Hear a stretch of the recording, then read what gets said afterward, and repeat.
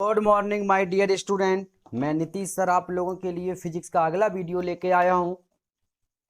My dear student, कल से हमने एक प्रश्नों की नई सीरीज स्टार्ट की थी, यानी दर्पण जो हमने आपको पढ़ाया था माय डियर स्टूडेंट, यानी मिरर। उसका कल हमने प्रश्नों का पहला वीडियो कल हम लेके आए थे। कल हमने आपको कुछ प्रश्न कराए थे। आज हम उसी सीरीज का अगला वीडियो यानी पार्ट 2 लेके आए हैं। दर्पण से संबंधित कुछ प्रश्न का जो वीडियो था उसका दूसरा पार्ट आज हम लेके आए। कल हमने जो आपको समझाया था उसमें संभवतः है कि आपको वो वीडियो बहुत अच्छा लगा होगा, ठीक है। और कुछ चीजें जो आपकी रह गई होंगी, जैसे आवर्धन। आवर्धन की बहुत रिक्वायरमेंट आई थी कि आवर्धन क्या होता है सर, तो पहले हम आवर्धन पढ़ेंगे, पहले आवर्धन समझेंगे, 2 मिनट के लिए समझा देंगे आपको, और इसके बाद हम लोग आगे चलेंगे और फिर जो भी हमारे प्रश्न रह गए उनको आगे डिस्कस करेंगे, ठीक है। तो सबसे पहले हम आवर्धन को समझते हैं, आवर्धन होता क्या है। आइए वीडियो स्टार्ट करते हैं। देखो ध्यान से देखो, देखो माय डियर स्टूडेंट, हम अगर आवर्धन की बात करें, ध्यान समझे ना। आवर्धन देखो, जैसे हम एक दर्पण ले लें, ठीक है, समझाने के लिए हम दर्पण ले लें। ये हमने एक दर्पण ले लिया और ये क्या हमने कर दी, पॉलिश, ठीक है। ये हमने एक दर्पण ले लिया, ठीक है, आपको देखा। ये हमने एक दर्पण ले लिया और ये क्या है, ये एक मुख कक्ष है। दर्पण ले लिया और दर्पण का एक हमने एक मुख कक्ष ले लिया, ठीक है। इस दर्पण पर हमने एक वस्तु को रख दिया, ध्यान समझना। इस दर्पण पर हमने एक वस्तु को रख दिया, ठीक। तो वस्तु से एक प्रकाश कण कैसी चलेगी, मुख अक्ष के समांतर चलेगी। ये देखो गई, ये प्रकाश कण जैसे ही दर्पण से टकराई कहां से होकर जाएगी, फोकस से होकर जाएगी। ये निकल गई, निकल गई। एक दूसरी प्रकाश कण हमने ली, कहां से होकर जाएगी, वक्रता केंद्र से होकर जाएगी। और जो वक्रता केंद्र से होकर जाएगी वो बिना विचलित हुए सीधे अपने मार्ग पर निकल जाएगी। ये टकरा करके पीछे वापस निकल गई, निकल गई। ये दोनों प्रकाश कणें एक दूसरे को जिस बिंदु पर काटती हैं, ये दोनों प्रकाश कणें देखो, ये दोनों प्रकाश कण एक दूसरे को जिस बिंदु पर काटती हैं अथवा प्रतिच्छेद करती हैं, ये दोनों प्रकाश कण एक दूसरे को जिस बिंदु पर काटती, वहीं प्रतिबिंब बन गया। अब ध्यान से देखना, प्रतिबिंब हमारा ये देखो ब्लू कलर से जो लाइन दिख रही नीचे की ओर बनेगा, विपरीत कैसा बनेगा, वास्तविक और उल्टा बनेगा। अब ध्यान समझना, अगर हम बात करें माय डियर स्टूडेंट, अगर हम बात करें यहां पर वस्तु की लंबाई, तो वस्तु हमारी यही तो है। वस्तु की लंबाई हमने मान ली एक्स है, सॉरी एक्स माना। वस्तु ऑब्जेक्ट होती है ओ, मान लो, क्या मान लो, ओ। चलो, वस्तु की लंबाई हमने मान ली ओ, वस्तु की लंबाई कितनी है, ओ। और ये हमारा बन रहा है प्रतिबिंब, तो प्रतिबिंब की लंबाई हमने कितनी मान ली, आई। बस यही फॉर्मूला होता है, यानी आवर्धन क्षमता स्मॉल एम बराबर क्या होता है, फॉर्मूला। आवर्धन क्षमता स्मॉल एम बराबर फॉर्मूला होता है प्रतिबिंब की लंबाई। प्रतिबिंब की लंबाई आई है, प्रतिबिंब की लंबाई बटे वस्तु की लंबाई, ये होता है फॉर्मूला। ध्यान रखना माय डियर, जो हमने बताया आपको क्या होता है। आवर्धन क्षमता मैग्नीट्यूड, आवर्धन क्षमता स्मॉल एम बराबर प्रतिबिंब की लंबाई बटे वस्तु की लंबाई, यानी प्रतिबिंब की लंबाई और वस्तु की लंबाई के अनुपात को ही हम आवर्धन क्षमता कहते हैं। तो प्रतिबिंब की लंबाई कितनी होगी, आई, वस्तु की लंबाई कितनी होगी, ओ। तो दोनों का जो अनुपात होगा वो हमारा क्या कहलाएगी, वो हमारी आवर्धन क्षमता कहलाएगी। यहां से एक बहुत ही कंफ्यूजिंग वाला पॉइंट होता है माय डियर स्टूडेंट, कि कहते हैं कि सर यहाँ माइनस लगता है, कहीं कहीं आपने पढ़ा होगा एम बराबर माइनस आई अपॉन ओ होता है। लेकिन हम बता दें, हम क्लियर करा दें आपको, जैसे हम दर्पण की बात करें, ध्यान समझना, अगर हम दर्पण की बात करें तो माय डियर स्टूडेंट दर्पण के लिए आप ऐसे कह सकते हैं कि दर्पण एम बराबर आई अपॉन ओ, क्योंकि मेरे पास कोई चिन्ह तो है नहीं। ध्यान समझना, यहां अगर हम दर्पण की बात करें तो मेरे पास कोई चिन्ह है क्या, नहीं है। अब इसमें हम अपने मन से चिन्ह लगा लेते हैं। जैसे आपको पता है कि प्रतिबिंब हमेशा अवतल दर्पण प्रतिबिंब का मतलब नीचे की ओर बनता है, तो इसलिए यहां पर क्या आ जाता है, माइनस की आई, माइनस का आई आ गया। और दूसरा पता है कि इसका जो, हाँ, और इस वस्तु रखी जाती वो कौन रखी जाती, ऊपर की, और ऊपर की दूरी कैसी होती, पॉजिटिव। तो यहां से इसका आवर्धन क्षमता बन जाती है माइनस आई अपॉन ओ, क्या हो जाती है, माइनस आई अपॉन ओ। अब बात क्लियर हो गई। तो ये हमने समझा, ऐसे हम अपने मन से, ठीक है, ऐसे हम अपने मन से वैल्यू रख करके और -1 का मान निकाल लेते हैं, ठीक है। ऐसे करके हम मान रख देते, जो भी पता होगा। क्लियर है, यानी आवर्धन क्षमता क्या होती है, प्रतिबिंब की लंबाई और वस्तु की लंबाई के अनुपात को आवर्धन क्षमता कहते हैं, ठीक है। ये जो हमने परिभाषा बताई, इस परिभाषा को कॉपी पर आप नोट डाउन कर रहे हैं ना, क्या बताई, किसी वस्तु के किसी दर्पण में प्रतिबिंब की लंबाई और वस्तु की लंबाई के अनुपात को आवर्धन क्षमता कहते हैं। किनके? इन दोनों के अनुपात को हम क्या बोलते हैं माय डियर स्टूडेंट? आवर्धन क्षमता कहते हैं। ठीक है, इतनी बात क्लियर है? क्या कहते हैं? आवर्धन क्षमता कहते हैं। कोई देख यहाँ इस जगह तक कोई प्रॉब्लम तो नहीं? ठीक, इसे हम आवर्धन क्षमता कहते हैं। अब हमने क्या बताया माय डियर स्टूडेंट? अवतल दर्पण की प्रतिबिंब नीचे बनेगा तो माइनस आ गया और वस्तु ऊपर होगी तो प्लस आ गया। अगर हम उत्तल की बात करें तो आपको पता होगा उत्तल में दोनों चीजें ऊपर की ओर बनती हैं, क्योंकि आभासी प्रतिबिंब बनता है तो दोनों पॉजिटिव हो जाएंगे। ठीक है, तो दोनों पॉजिटिव दोनों नेगेटिव उसके उस फिगर पर निर्भर करता है, उस चित्र पर निर्भर करता है। इतनी बात क्लियर है? तो अब तो नहीं, अब तो आवर्धन क्षमता को याद रखेंगे, और आवर्धन क्षमता का कोई मात्रक नहीं होता। ये भी लिख देना कि आवर्धन क्षमता का कोई मात्रक नहीं होता। अच्छा, कल हमने बताया था, कल एक प्रश्न था कि अवतल दर्पण के वक्रता केंद्र पर स्थित वस्तु के प्रतिबिंब का आवर्धन होगा। देखो, आवर्धन होगा तो वहां पर -1 क्यों आया था? अरे हमने जब वीडियो में समझाया था माय डियर स्टूडेंट, ध्यान समझना। अच्छा ये बताओ, जब वस्तु वक्रता केंद्र पर, ध्यान समझना, हमने एक आपको कंडीशन बताई थी, जब वस्तु वक्रता केंद्र पर रखी हो, ध्यान समझना, जब वस्तु वक्रता केंद्र पर रखी होती है उस स्थिति में उसका प्रतिबिंब कैसा बनता है? वस्तु के बराबर, वास्तविक और उल्टा बनता है। ठीक, अगर हम यहां से आवर्धन क्षमता निकालेंगे, ध्यान समझना, तो हमने मान लिया, माना वस्तु अगर वस्तु x मीटर की थी तो प्रतिबिंब भी तो x मीटर का बनेगा। क्यों? क्योंकि प्रतिबिंब वस्तु के बराबर ही बनता है जब वस्तु वक्रता केंद्र पर होती है। तो हमारा जब मान लो प्रतिबिंब हमारा x मीटर का बन गया, अब x नीचे की ओर बनेगा तो माइनस कैसी वैल्यू आएगी? माइनस के x। वस्तु कितनी लंबी है? x मीटर लंबी। जब x हम काट देंगे तो आंसर हमारा कितना बचेगा? आंसर हमारा माइनस का बनी तो बचेगा। ये भी हमने कल आपको वीडियो में बताया था कि जब वस्तु वक्रता केंद्र पर रखी होती तो उसका प्रतिबिंब -1 होता है। कैसे? ये देखो अभी हम समझा दिया। ठीक है, तो ये और हाँ, एक किसी ने पूछा था कि समतल दर्पण की फोकस दूरी अनंत क्यों होती है? अरे वो डिसाइड है, समतल दर्पण की फोकस दूरी अनंत होती है, उसका प्रतिबिंब देखना है तो उसकी लंबाई के आधे उसकी लंबाई का आधा शीशा चाहिए, आधा दर्पण चाहिए। ठीक है, अवतल दर्पण की फोकस दूरी अनंत होती है, मतलब उसकी कोई सीमा नहीं होती। अनंत होने का मतलब सीमा है, उसकी कोई लिमिट नहीं है पावर की।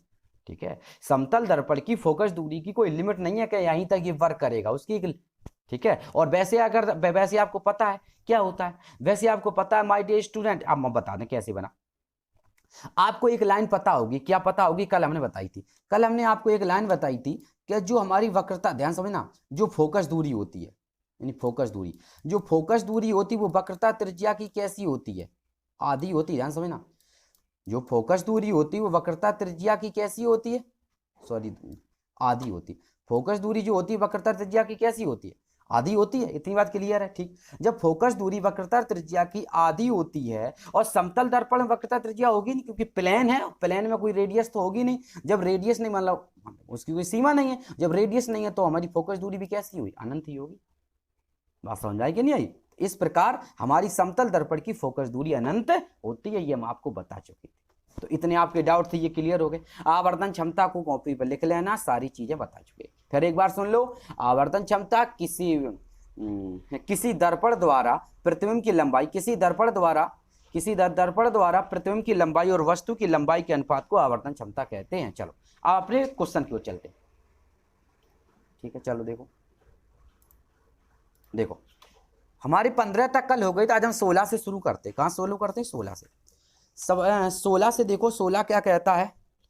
16 कहता है किसी दर्पण में, देखो क्या लिखा, किसी दर्पण में हमेशा किसी वस्तु का प्रतिबिंब काल्पनिक एवं आकार में उससे छोटा बनता। ध्यान देखना, अब ये प्रश्न तुम्हारा किसी से मैच खा रहा होगा, याद करो।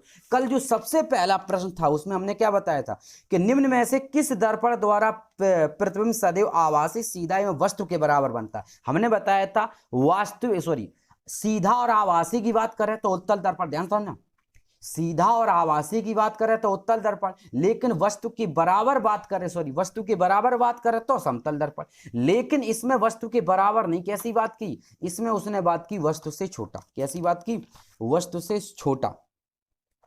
कैसी बात की? वस्तु से छोटा। तो हमने बताया था दो ही कंडीशन है, या तो समतल दर्पण होगा या उत्तल दर्पण होगा। और अवतल दर्पण होता है, लेकिन उसकी कंडीशन होती कौन सी? छठवीं कंडीशन। हमेशा नहीं, याद आया? कौन सी कंडीशन होती है? छठवीं कंडीशन होती है। अब यहाँ क्या कहा? प्रतिबिंब काल्पनिक एवं आकार में उससे छोटा बनता है। तो ऐसा कौन सा प्रतिबिंब है जिसमें काल्पनिक आकार छोटा बनता है? वो होता है उत्तल दर्पण। कौन सा होता है? उत्तल दर्पण। क्योंकि यहाँ हमेशा शब्द लगा दिया, हमेशा ना लगा होता तो आपका अवतल भी हो जाता, क्योंकि अवतल में छठवीं कंडीशन में भी प्रतिबिंब आपका निगेटिव सॉरी काल्पनिक और आभासी बनता है। बात क्लियर है?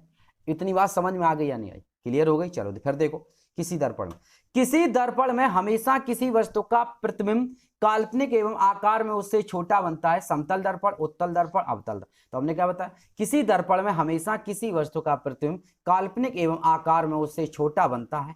किसमें? उत्तल दर्पण में। बात क्लियर है? हमेशा की बात करें तो उत्तल दर्पण, हमेशा काल्पनिक और वस्तु के बराबर की बात करें तो समतल दर्पण, और काल्पनिक की बात करें हमेशा शब्द ना लगाओ तो अवतल दर्पण भी हो सकता है। क्लियर है? चलो अब देखते हैं माय डियर स्टूडेंट 17 नंबर देखते हैं। देखो 17 नंबर कहता है किसी बिंब का अवतल, बिंब मतलब होता है प्रतिबिंब, किसी बिंब का अवतल दर्पण द्वारा बना प्रतिबिंब आभासी, सीधा तथा बिंब से बड़ा पाया गया। वस्तु की स्थिति कहां होनी चाहिए? बताओ, वस्तु की स्थिति कहां होनी चाहिए? बताओ, वस्तु की स्थिति कहां होनी चाहिए? अब ध्यान से देखो क्या है, फिर देख लो। किसी बिंब का अवतल दर्पण द्वारा बना प्रतिबिंब, अवतल दर्पण, किसी अवतल दर्पण द्वारा बना प्रतिबिंब आभासी। अब ध्यान से ना, अवतल दर्पण में जैसे ही उसने एक आभासी शब्द को डिसाइड कर दिया, आभासी शब्द शो करा दिया, तो बिल्कुल दिमाग में रख लो, आभासी शब्द अवतल दर्पण में सिर्फ एक ही कंडीशन होती है जब प्रतिबिंब आभासी बनता है, वो छठवीं कंडीशन, याद है? अवतल दर्पण में सिर्फ एक ही कंडीशन ऐसी है जहां पर आभासी प्रतिबिंब बनता है, वो भी सीधा बनता है, और वो आपकी कौन सी कंडीशन? छठवीं कंडीशन। कहां पर? जब वस्तु फोकस और वक्रता त्रिज्या के बीच हो। देखो ऑप्शन कहीं है, हाँ सॉरी, ध्रुव और वक्रता फोकस। देखो तो दर्पण के ध्रुव तथा मुख्य फोकस के बीच हो, बस ये याद है।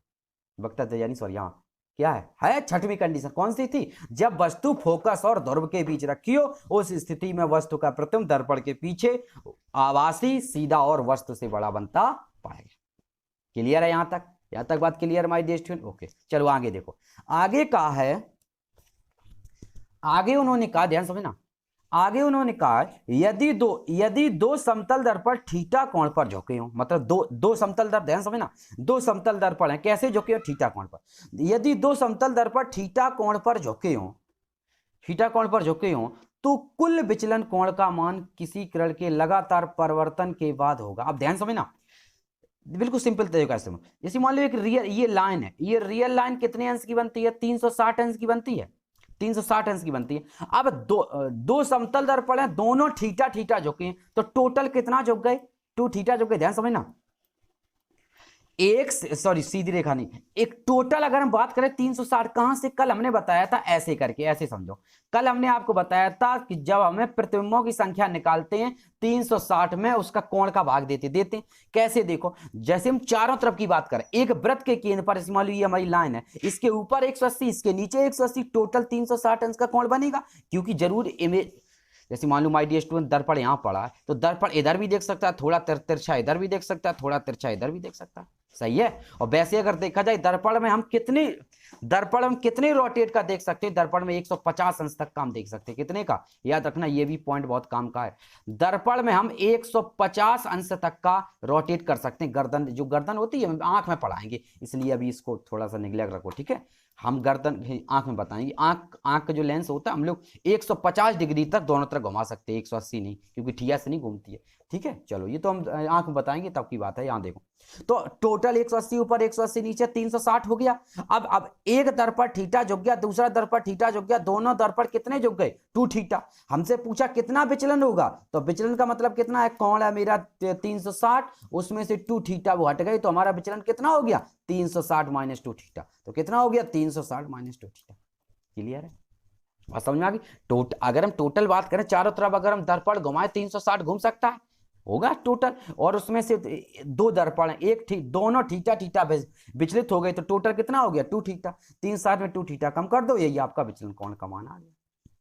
विचलन कोण का मान किसी किरण के लगातार विचलन, ठीक है? और वैसे आपका विचलन ये यहाँ पर, ये जो प्रश्न है माय डियर स्टूडेंट, यहाँ पर आ गया, ठीक है? अभी थोड़ा सा वेट करो, अभी हम आपको अभी आपका टॉपिक आएगा विचलन, वहां पर आपको क्लियर कराएंगे। यहाँ पर था तो इसलिए वहीं पर आ गया, लिखा था तो हमने बता दिया, ठीक है? अभी विचलन पढ़ाएंगे आपको प्रिज्म वाले चैप्टर। चलो आगे देखो, कैपिटल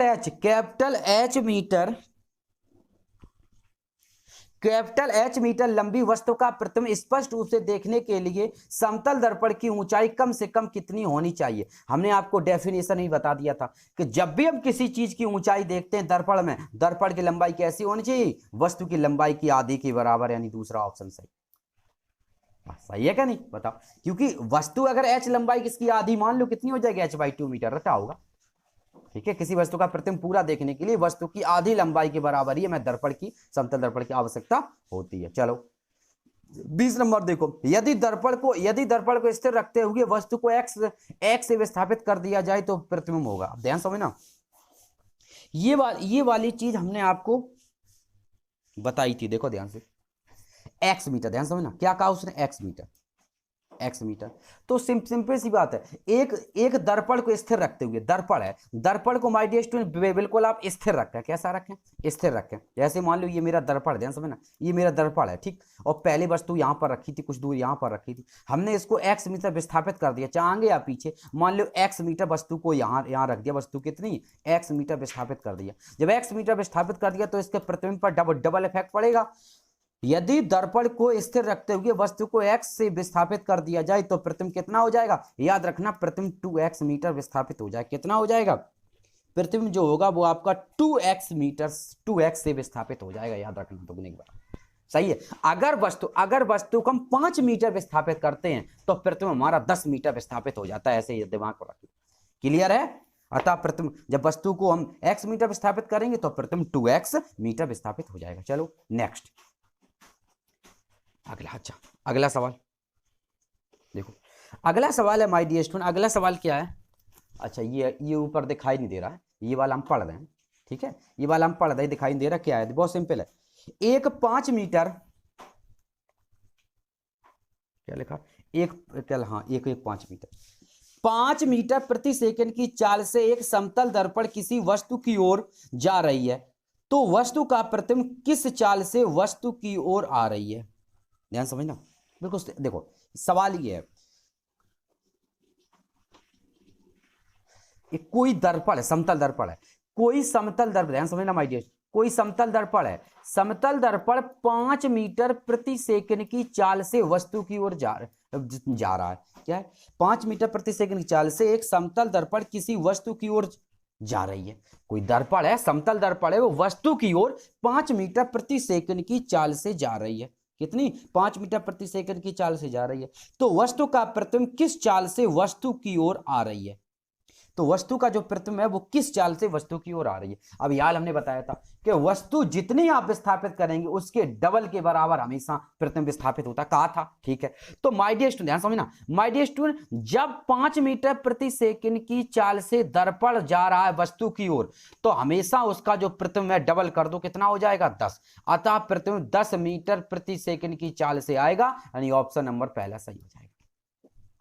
क्लियर है, बस जितनी हमने बात बताई बस इतनी समझ लो, मोटी सी, बस ज्यादा दिमाग नहीं लगाओ, ठीक है। क्या बताया हमने, जो हमारी वस्तु है, वस्तु हमारी 5 मीटर प्रति सेकंड की चाल से जा रही है, ठीक है, अच्छा वस्तु हमारी 5 मीटर प्रति सेकंड की चाल से जा रही है, ठीक, तो उसका जो प्रतिबिंब होगा वो किसके बराबर होगा, उसकी जो डबल कर दो तो प्रतिबिंब जो होगा वो डबल होगा, अतः किसके होगा, अतः 10 मीटर प्रति सेकंड की चाल से वापस आएगा, अर्थात जाना। क्लियर है, तो यहां तक माय डियर स्टूडेंट ये पहला प्रश्न नहीं दिख रहा था, क्लियर हो गया, यानी प्रतिबिंब दर्पण 5 मीटर से जा रहा है तो प्रतिबिंब 10 मीटर से आएगा। चलो अगला प्रश्न है, 120 अंश कोण पर झुके दो समतल दर्पणों के बीच रखे किसी पिंड के प्रतिबिंबों की संख्या है। बहुत बढ़िया सवाल है, हमसे पूछा कितने पर, जैसे दो समतल दर्पण है, ऐसे झुका के रख दे, मान लो पास कितने 120 अंश पर झुका दे, और कोई वस्तु रख दे उनके बीच में, तो प्रतिबिंब बहुत सारे बनेंगे। कैसे, देखो जैसे मान लो माय डियर ध्यान समझना, एक वस्तु बीच में रखी, उस वस्तु को देखा होगा, उस वस्तु का प्रतिबिंब दोनों प्रतिबिंब बनेगा, फिर जो पहले दर्पण उस वस्तु का जो प्रतिबिंब होगा वो दोनों दर्पणों में बनेगा, और जो पहले दर्पण में प्रतिबिंब बनेगा उसका फिर दूसरे दर्पण में दिखेगा, तो ऐसे ऐसे बहुत सारे प्रतिबिंब बनेंगे। जैसे कभी आपने देखा नाई वगैरह की दुकान पे गए होगे तो इतने देखा होगा, जितने शीशे लगे सभी में आपकी अलग अलग इमेज दिखाने लगती है, और बहुत सारी इमेज एक दूसरे में टकराती है, होता है, हाँ वही है। तो कितने प्रतिबिंब बनेंगे, इसके लिए हमने आपको सिंपल सा फॉर्मूला बताया था, क्या बताया था, 360 में भाग दे देंगे, हमें जितना कोण दिया जाएगा। हमें कितना कोण दिया? 120। ध्यान समझना, 360 में हम भाग दे देंगे, हमें जितना कोण दिया गया, हमें कोण दिया 120, तो 0 से 0 कैंसिल। 12 से अगर काट दें तो यहां से हो गया 12 तिया 36। फिर समझ लो, ठीक है। अब देखो हमने क्या किया, 360 था, 360 में 120 का भाग दे दिया, 0 0 कैंसिल, 12 तिया 36, कितना आ गया? 3। अब ध्यान से देखना माय डियर स्टूडेंट, कल हमने बताया था अगर हम भाग देने के बाद अगर संख्या सम आती है, ध्यान रखना, अगर भाग देने के बाद अगर संख्या सम आती है तो उसमें से एक कम कर दो, वही उतनी प्रतिमक संख्या होगी। और यदि आपकी विषम संख्या आती तो वही आंसर है। अब ये बताओ 3 सम है क्या विषम? तो पता होगा 3 सम है, अतः इसका यही आंसर। अगर यहाँ 4 आता तो एक घटा देते, 2 आता तो एक घटा देते, ठीक है। तो प्रतिमक संख्या कितनी होगी? 3। हमेशा प्रतिमक विषम विषम में बनेंगे। कैसे बनेंगे? विषम। तो 120 अंश पर झुके दो समतल दर्पणों के बीच रखे किसी पिंड के प्रतिबिंबों की संख्या कितनी होगी? 3 होगी। अतः प्रतिबिंबों की संख्या कितनी होगी माय डियर स्टूडेंट? 3 होगी।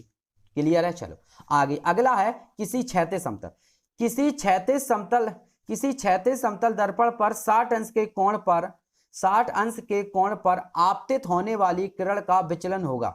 फिर देख लो,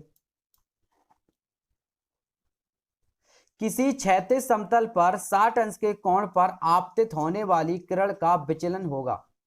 आपतित होने वाली किरण का विचलन होगा, ठीक है। अच्छा चलो, 60 अंश पे झुके दो, विचलन होगा। अब अच्छा ये वाले विचलन वाला सवाल आ गया, ठीक ठीक। अब देख लो, बता रहे हैं लेकिन ये अच्छा, ये तो अच्छा ये किसी क्षैतिज समतल दर्पण पर 60 अंश के कोण पर झुके आपतित होने वाला। अब देखो तो हमने क्या बताया, आपतित होने वाले की तो हमसे विचलन पूछा है। तो माय डियर स्टूडेंट विचलन की बात याद कर लो, हमेशा 180 होता है, 180 होता है। 180 माइनस कितना अंश है? 60 अंश। 60 का दुगना कर दो, कितना हो गया? 120। और 180 में से 120 कम कर दो, कितना बच गया? 60 अंश। कितना बच गया माय डियर स्टूडेंट? 60 अंश। तो यहाँ पे विचलन कोण कितना होगा? 60 अंश का होगा। कितना होगा माय डियर स्टूडेंट विचलन कोण? 60 अंश का होगा। क्लियर है? यहाँ तक क्लियर? प्रतिबिंब संख्या 3 आई थी, ये दूरी इतनी आई थी, और ये कितना आया? 60 अंश आया। क्लियर है? अभी हम ये बताएंगे, ठीक है, परेशान न हो। अभी जब आपका टॉपिक आएगा तो सब क्लियर हो जाएगा, इसलिए अभी जितना है उतना देखो। चलो आगे अगला है 45 अंश के कोण पर। 45 अंश के कोण पर झुके दो समतल दर्पणों के बीच रखे प्रतिबिंबों की संख्या है। वही सेम सवाल है। तो प्रतिबिंबों की संख्या के लिए क्या करेंगे हम? 360 बताया तभी। 360 में किसका भाग देंगे? 45 का। 45 का भाग देंगे। अब 360 में अगर 45 का भाग देंगे, बताओ कोई कितनी बार जाएगा?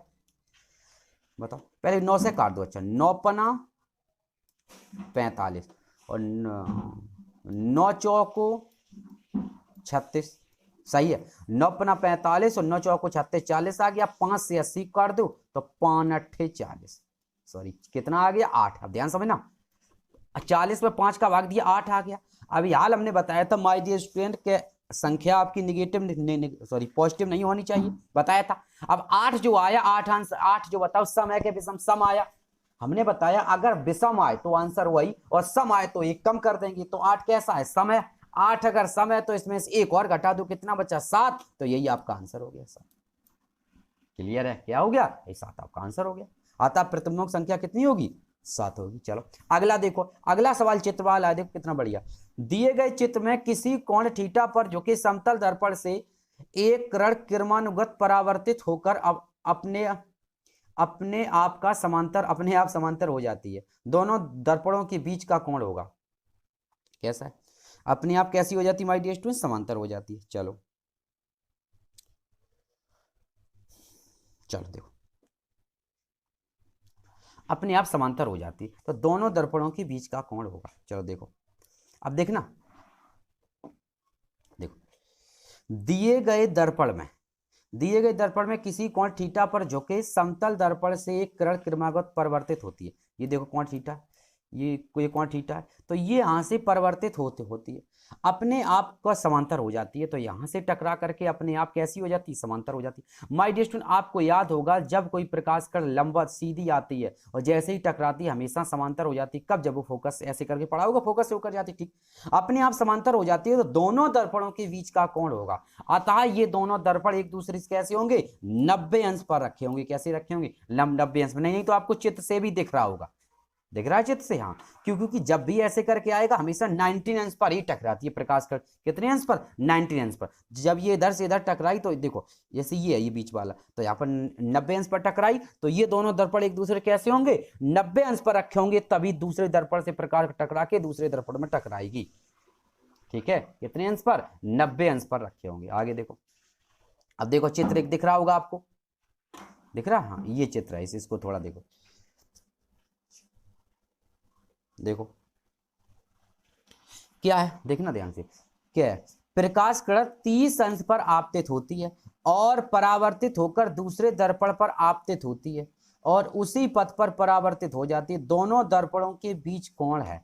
अब देखना, दोनों दर्पणों के बीच कोण है, ध्यान समझना कि क्या हुआ, 30 अंश पे आई, ध्यान समझना, 30, कोई प्रकाश कण 30 अंश पे आई, 30 अंश पे आई, 30 अंश पे आई और टकरा करके परिवर्तित होगी। तो रट लो, हमने अब इसमें लगेगा परावर्तन का नियम।